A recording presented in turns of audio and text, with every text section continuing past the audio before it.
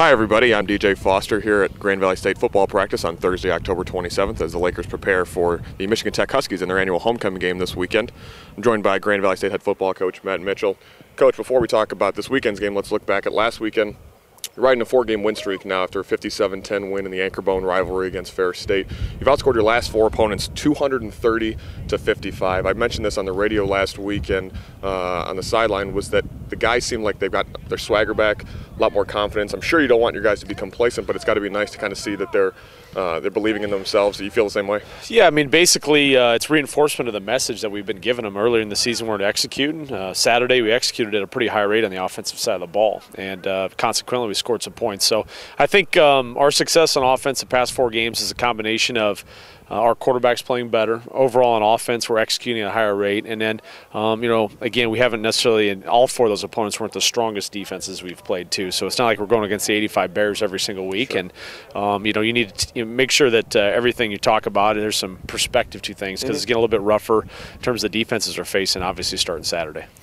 One guy who definitely has his confidence back, which I'm not sure he ever really lost it, but is Heath Parling, and his numbers definitely reflect that. He leads Division II in pass efficiency. He's got 27 touchdowns, nearly 1,800 yards, and maybe the best stat that we found, 15% of the passes that he throws go for touchdowns, not just pass completions. 15% of the passes he ends up throwing or ends up in touchdowns. What has he done so much better these past few weeks? Well, I think he's got us in some plays and gotten us in better looks than maybe the Findlay game and some other earlier games. And he's getting a little bit more help on the outside. I think in a couple of those games you look back, we dropped a couple balls here and there, and he threw some interceptions. So I think his efficiency and what he's been able to do statistically is a credit to not only him and his perseverance through some tough times, but also our offense in general.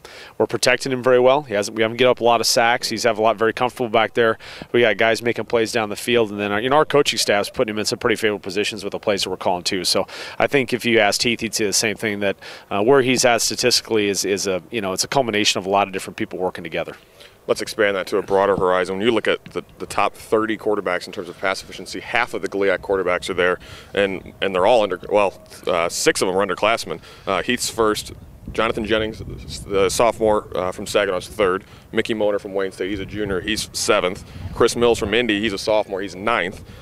You'll face Tyler Scarlett this weekend from Michigan Tech. He's 20th, and he's just a freshman. And then Tom Schneider, who you just faced, and Anthony Mifsud from earlier, are both in the top 30. ESPN does a segment called the Year of the Quarterback. Is this the league of the quarterback? Well, it certainly looks like that statistically, and I think that's, again, there are some good quarterbacks in our league, no doubt about it. When you look at the statistics, it certainly seems like offense is a little bit more potent this year than defenses. So I think some of it's a product of good coaches and good players in the league, but also maybe defensively the GLIAC is not as strong as maybe it's been in year past, and so guys are able to rack up a few more statistics just because sure. If you look at the scoring defenses in our league, there's a lot of teams over 20, including ourselves, and that's not been the case in the past decade.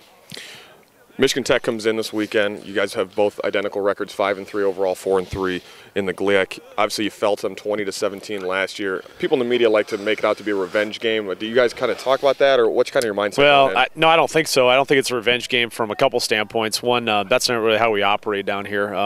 2010 is independent of 2011. That was a different set of circumstances. We had a lot of different people on the field than we do this year. So, I think those are 2 completely different things. We don't point to that. And then I think the other factor is it's not like that's the last time we've lost a football game. We've had some other things that have happened since then. And so for us, it's less about revenge and rivalry and those type of things. This is about us and focusing on what we need to do in execution, take care of the football. All those things are much more important right now than worrying about our opponent and how to try to, quote-unquote, revenge them. Sure.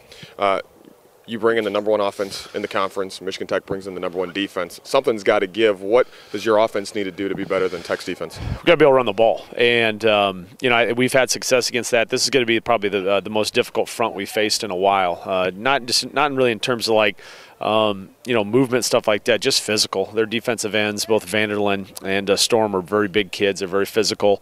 They play a variety of different fronts, which creates a little bit of confusion for our guys up front. So we got to be able to run the ball. We can't be expecting to score points and move the ball by getting in a ton of 3rd and longs. They're very, very efficient on 3rd and long, and so we've got to keep the chains moving, be able to run the ball, and hopefully set up our passing game off the run. Grand Valley State is home for the homecoming game this Saturday night against Michigan Tech at 7 p.m. Mitch, thanks for joining us. Thank you. Best of luck. Thank you for watching the Grand Valley Sports Network.